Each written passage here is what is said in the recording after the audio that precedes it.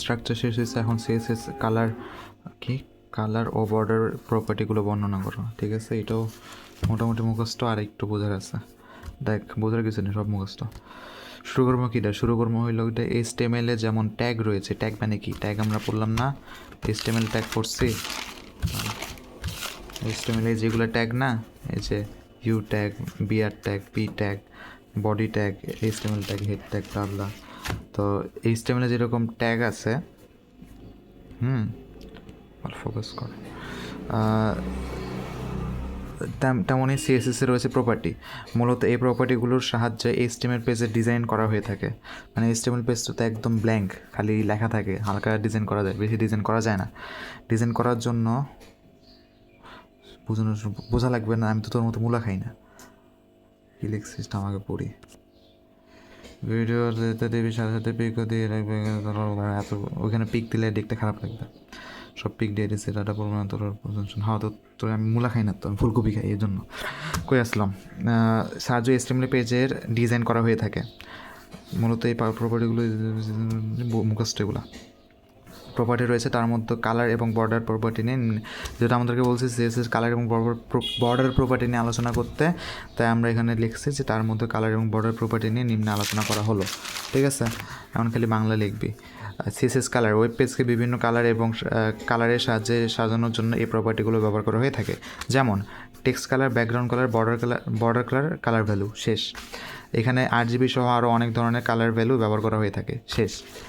তারপর text colour, এই property ব্যবহার করে HTML এর বিভিন্ন লেখাকে রং করা হয়ে থাকে। এর মাধ্যমে অনেক লেখাকে হাইলাইট করা যায় যাতে ইউজাররা সহজে পড়তে পারে। উদাহরণ, এই যে H1 ট্যাগ ওপেন করলাম, এটা ক্লোজ করে নিই, এটা কাটা। তারপর style, comma, colour dot red, comma close, এই ট্যাগ ক্লোজ হইলো। তারপর হ্যালো লিখলাম, এই ট্যাগটা এখন বন্ধ করে দিলাম এরিয়াতে। মানে এই হ্যালো লেখাটা এখানে যে কালারটা, রেড দিলে রেড, গ্রিন দিলে গ্রিন, ব্লু দিলে ব্লু, চাই দিবি তাই। শেষ, আর কিছু বোঝানো লাগবে না। ব্যাকগ্রাউন্ড কালার, এই প্রপার্টির মাধ্যমে ব্যাকগ্রাউন্ড কালার পরিবর্তন করা যায়। ঠিক আছে, কেমনে? এই যে এখন একটা উদাহরণ, বডি সেকেন্ড কার্লি ব্র্যাকেট, এটা সেকেন্ড ব্র্যাকেট না, কার্লি ব্র্যাকেট, আমরা প্রোগ্রামার। সেকেন্ড ব্র্যাকেট সাজেসে শিখেছে। Second bracket background hyphen colour dot red, comma দিয়ে ক্লোজ, সেকেন্ড ব্র্যাকেট ক্লোজ। শেষ, আর কিছু লেখা লাগবে না। সিএসএস বর্ডার প্রপার্টিস যা মানে ওই পার্টি শেষ। এখন সিএসএস বর্ডারে আসছে, কালার পার্ট শেষ আমাদের, আর লেখা লাগবে না। তো সিএসএস বর্ডার প্রপার্টিস কতটুকু হয়েছে ভাই? তবে অনেক হয়েছে। হ্যাঁ, 2.5 মার্ক ভরে দেবে, 2.5 পৃষ্ঠা। সিএসএস বর্ডার প্রপার্টিস যা HTML এলিমেন্টের ভিতরে থাকে এবং চারপাশের অংশকে নির্দেশ করে। সিএসএস এর বর্ডার প্রপার্টিগুলো, মানে এই বর্ডার প্রপার্টিগুলো যা HTML এলিমেন্টের ভিতরে এবং চারপাশের অংশকে নির্দেশ করে। অর্থাৎ কেমনে বুঝে, এখন তো কোনো চিত্র নাই। HTML যে লিখবো এবং আশেপাশে মানে বর্ডার কি, মানে বক্স করবে HTML। আমি যদি HTML একটা লেখা লিখি, মাই নেম ইজ রিফাত, ঠিক আছে, মাই নেম ইজ রিফাত লিখলে এখানে আমাকে লেখাটা লিখছি, তো চারপাশের অংশটাকে নিয়ে কাজ করবে এই ইয়াটা, চারপাশের অংশকে নির্দেশ করবে। এই আই এম রিফাত এই লেখাটাও নির্দেশ করবে, চারপাশের অংশটাকেও নির্দেশ করবে, অর্থাৎ বর্ডার দিবে একটা।